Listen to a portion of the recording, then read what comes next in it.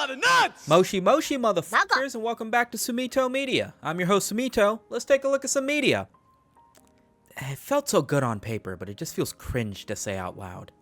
Hello memers, this is your daily dose of media. So a couple of days ago, the Fulton County Sheriff's Department announced that within a day, they will be releasing the mugshot of former President Donald L. Trump. And everybody online was getting ready to meme on this dude. This was like a big trading card getting announced. When we get this image, we'll be able to do all sorts of nonsense to it online.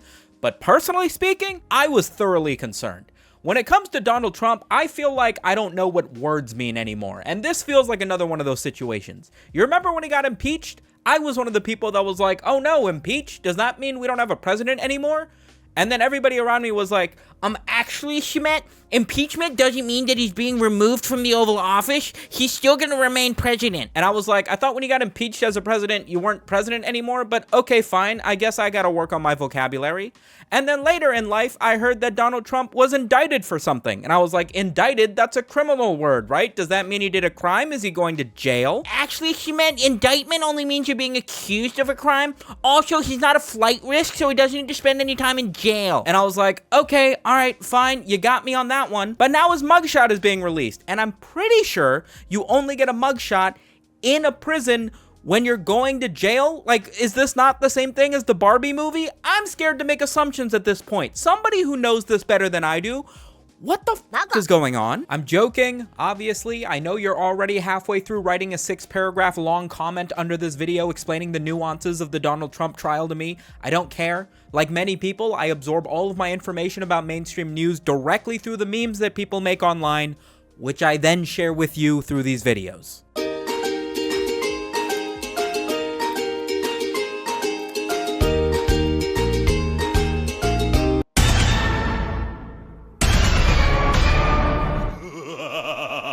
There aren't really any other memes for the Donald Trump mugshot thing aside from a few of the cute edits that people have been making that I've put in the video so far. I'm mainly only talking about it so that I can clickbait it in the title and the thumbnail. Don't hate the YouTuber, hate the algorithm, you know what I mean? One interesting thing I did note was that apparently Donald Trump gave his own height and weight when he was brought into the police department, and he claims he's 6'3", 215 pounds? Listen, I don't want to be the first guy ever to call Donald Trump a liar, but 6'3", 215? You're the same height and weight as Alex Pereira? That's a fight I'd like to see. Africa. Light, that's not how it works. Mexico. I was browsing Japanese Splatoon Twitter. Sue me, it's a hobby I have totally, and I came across this post that I found a bit curious. This person says that they just learned that Japanese Splatoon players abbreviate League Battle, which in Japanese is Ligamachi, abbreviate it to just Ligama, which makes sense, it saves a ton of time, bait. And then this person asks, hey, what's Ligama? And then they get hit with it in Japanese. Ligama balls. お名前言えるかな?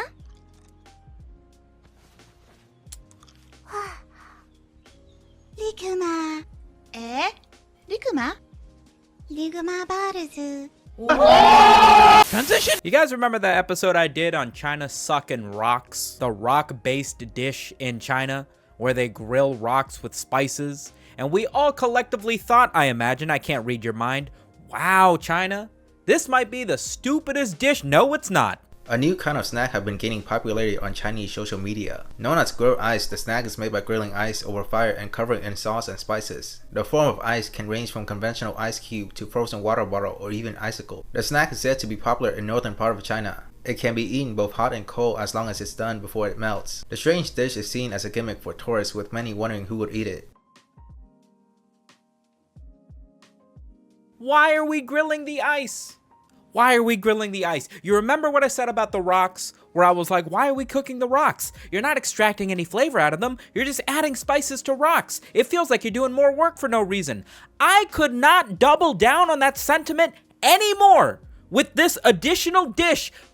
What are we accomplishing by grilling the ice? Why freeze it in the first place if it's just gonna melt? How is that dude taking the ice off of the grill and it's not just like soupy water?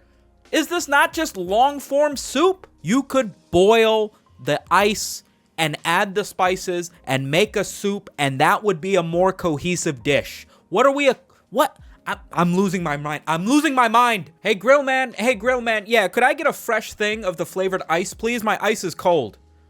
Oh, it's supposed to be cold? Are you sure? Because you took it off the grill. No, I'm the dumb one. Okay, no, yeah, I'm the dumb one. My bad, bro. Gordon Ramsay's in an episode of Hell's Kitchen, and he's preparing the brand new Chinese social media trending dish. We're gonna do some grilled ice. They hand him a plate, and it's just nothing but water and spices. And he takes one look back at the kitchen. Who the fuck made this? It's fucking raw! Transition. I saw this tweet on Twitter. Sorry, I saw this post on X where somebody said, what's the most out-of-pocket SpongeBob moment? And I love some of the quote tweets, reposts that I've seen out of this conversation. Although, I have to admit, some of the clips that people are sharing, I don't remember seeing them in episodes of SpongeBob. I wish I could suck Mr. Krabs' cock just to know what it's like. I have to come. Delicious. Thirsty blood. Transition. The Lil Tay situation. You guys all remember Lil Tay, right? The youngest flexer in all of YouTube? You already know what it is. Lil Tay, the youngest flexer of the century. I'm only 9 years old. Let me tell y'all something. This shit costs more to your rent. My toilet costs more to your rent. Everything in my bathroom costs more to your rent. Merry Christmas, bitches. To all my fans out there, I love y'all with all my heart. I hope y'all get whatever you want for Christmas. And to all the haters, I hope y'all get coal from Santa Claus. Fuck y'all haters.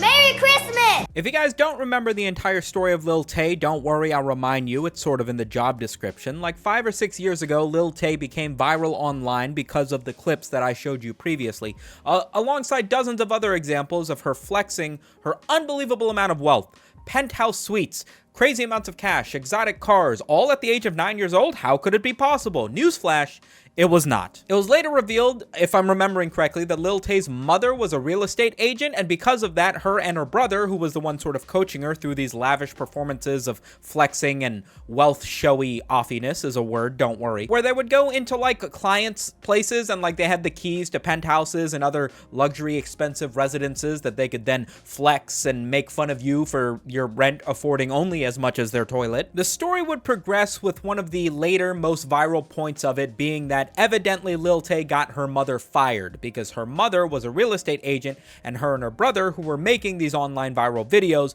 were using her real estate status to access these penthouses and these luxury cars and what have you.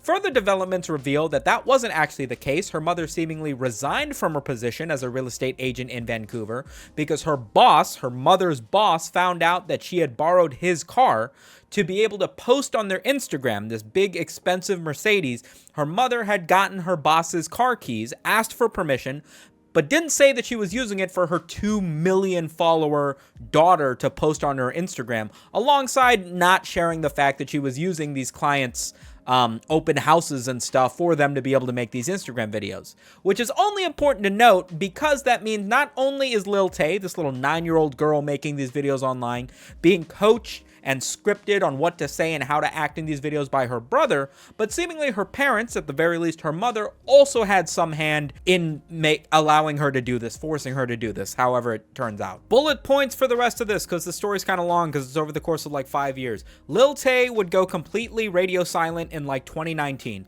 She would do an interview on Good Morning America talking about her viral success, the fact that she liked doing it, nobody was forcing her to do it, despite the fact that she was so young that there had to be somebody posting this stuff online because she wasn't even old enough to have her own Instagram account. Her mom claims that she's not paying any attention to the haters. Her brother saying that he's not paying any attention to the haters. Her father, however, this isn't really bullet notes, I just realized that. Her father, however, was arguing for custody of her kids because he did not approve of her being as young as she was, sharing what she was sharing on social media. Her brother then started a GoFundMe claiming that her father was physically and emotionally abusing Lil Tay, which all culminates in the fact, the news from a couple weeks ago, where Lil Tay's social media would post saying that she had passed away, alongside her brother, might I add. Both of them simultaneously had passed away. However, they were unable to say anything further on the matter because apparently the entire thing is still under investigation.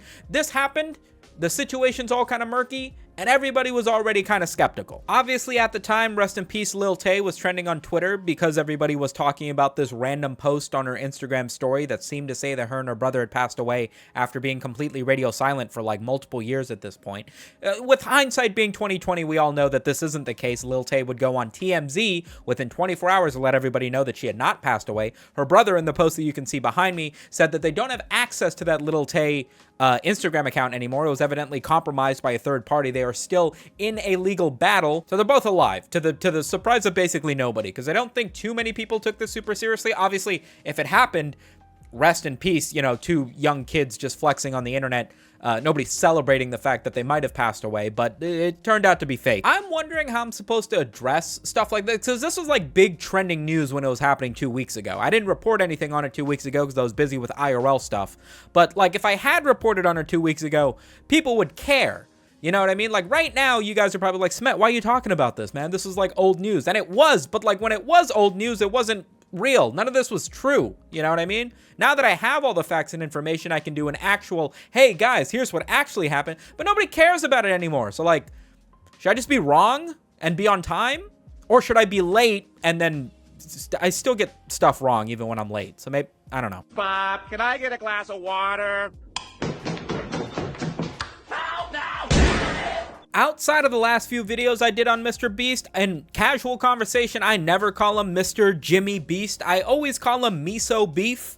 Me and my buddy Kyle exclusively refer to him as Miso Beef because of the name sound-alike thing. And Miso Beef is not a real dish, but if it was, my guess would be that it originated in the country of Taiwan, which is not recognized by the country of China, and shockingly enough, is also not represented in Miso Beef's latest video, where he had one person from every country around the world come and compete for a gold medal worth $250,000, but not the country of Taiwanistan. Now listen, I will be the first one to recognize that not having somebody representing Taiwan in this video was probably an oversight. Maybe they didn't have the budget, I don't know. But when you think about how Miso Beef makes a video, 400 editors, 200 writers, 70,000 hours put into every single one of these things, it becomes a little bit difficult to think that they might have just seemingly omitted the country of Taiwan when putting together a country that has every member represented from every country around the world, right? I mean, you already flew somebody in from every other country. Seems a little weird that this is the one that was left off. To be clear, there's a lot of other geography nonsense that people have poked holes into when it comes to this video. A few states are being recognized at countries that almost nobody does, but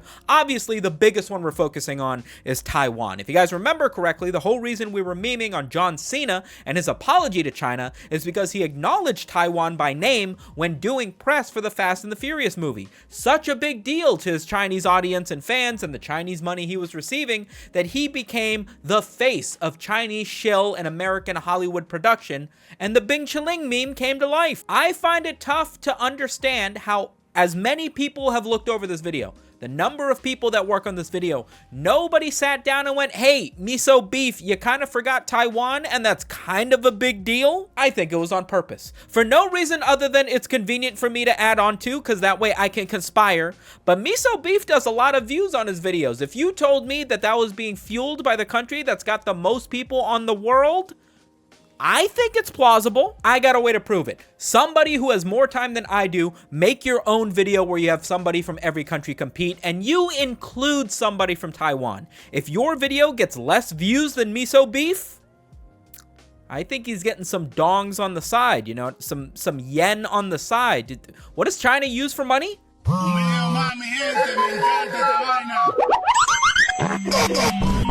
Pablo. Shout out to the patrons. Remember to subscribe. Remember to dislike if you have a horrible taste in YouTube. And if you haven't been checking out the music made by Glorb, these SpongeBob AI voice remixes are going sicko mode, and you're missing out if you're not watching them.